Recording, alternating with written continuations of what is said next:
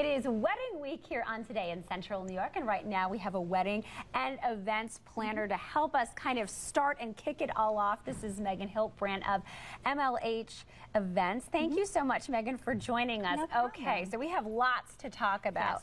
Yes. First off, let's talk about the budget, because weddings are expensive. So when people are sitting down to do that budget, how do they allow for, the dress, the photographer, the cake, the meals, the location, all that stuff? Sure. When it comes to budgeting, I find that priorities are key.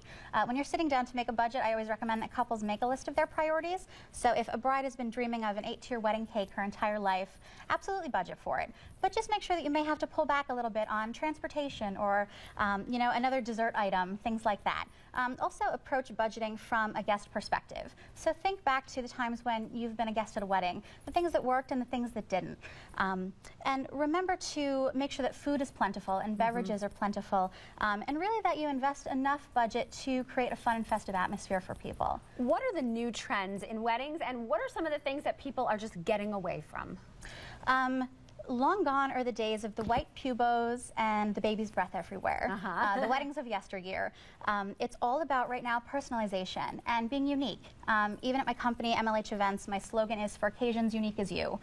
Because when I meet couples, I really try and learn those little nuances, those little things that make them as a couple work. And you can pull out those features to make your event a little more personal. Everybody says that. Every wedding I've ever been in, gone to, everybody wants a unique wedding. But how do you kind of make it unique? Because a lot of the things are the same. Sure. It can be as simple as using your favorite colors to highlighting cuisine from your respective cultures.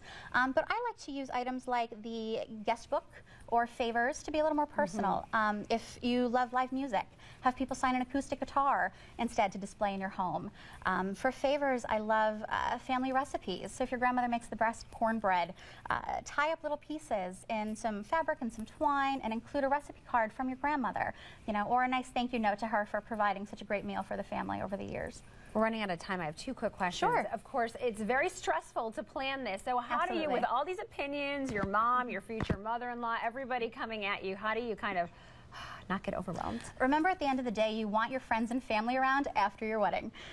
You want to make sure that people feel heard. I've always found that the people who are the most frustrated and the most vocal are the ones that feel like they're not involved at all. Okay, so even as simple as taking them to a venue appointment or trying a food tasting, they feel involved even if you don't go with their suggestions. How much time should you expect if you want to plan a wedding? How much time do you really need? I recommend about a year. It gives you enough time to make thoughtful decisions for your vendors, but not so much time that you're becoming anxious.